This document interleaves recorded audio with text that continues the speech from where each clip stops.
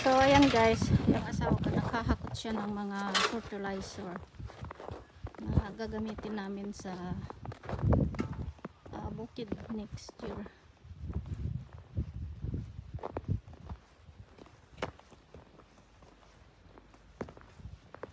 Shasha! Kailangan na siya maghakot guys habang hindi pa makapal ang snow. Tapos yung iba naman ipapadeliver na lang din namin. So ito yung mga nahakot na niyang fertilizer. So ito yung mga una naming ginagamit bago kami magtanim sa bukid.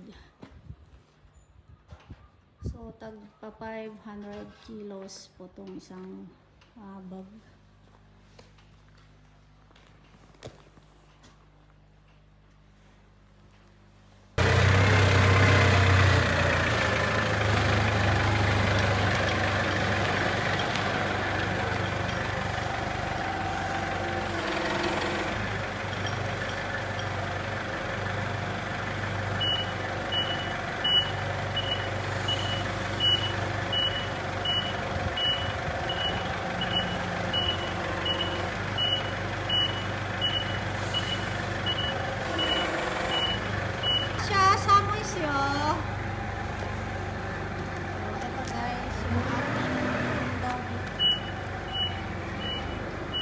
Malamig po dito sa labas na yon.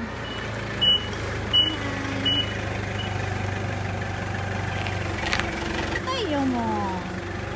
Dami siya.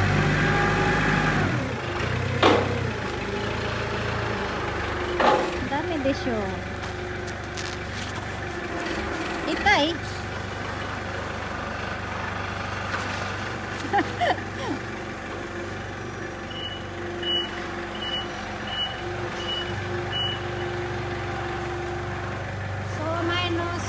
Po tayo ngayong araw.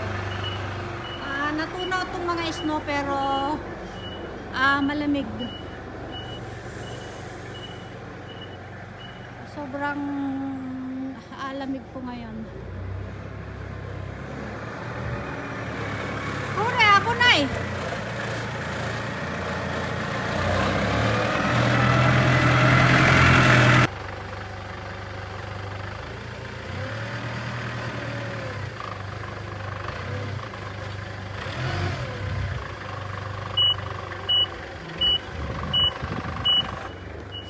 Guys, kailangan meron kaming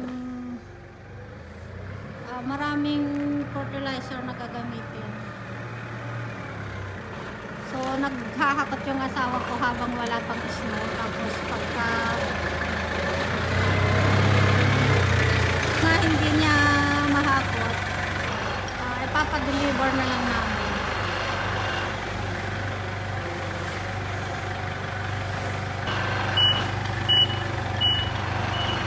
Tapos ito lahat yung mga nahakot ng asawa ko guys. Ito. Tapos meron pa doon sa kabila. Ayan.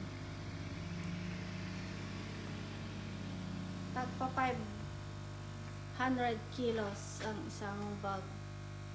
So bali ilan na kaya to? Taga-apat na patong doon sa likod hanggang doon.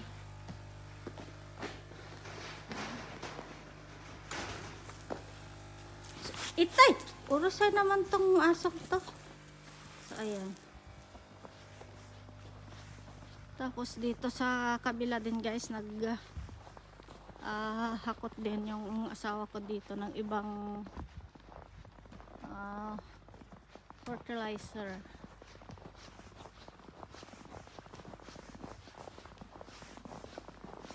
Tapos ito yung iba guys.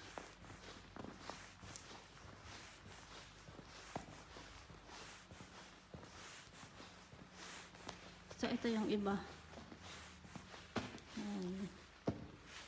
Ito na yung mga fertilizer namin.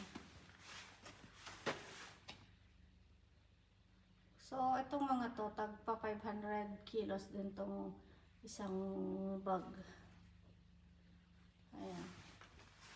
Tapos yung kulang guys. Ipapa-deliver na lang namin. So, yan yung mga fertilizer namin na gagamitin next year.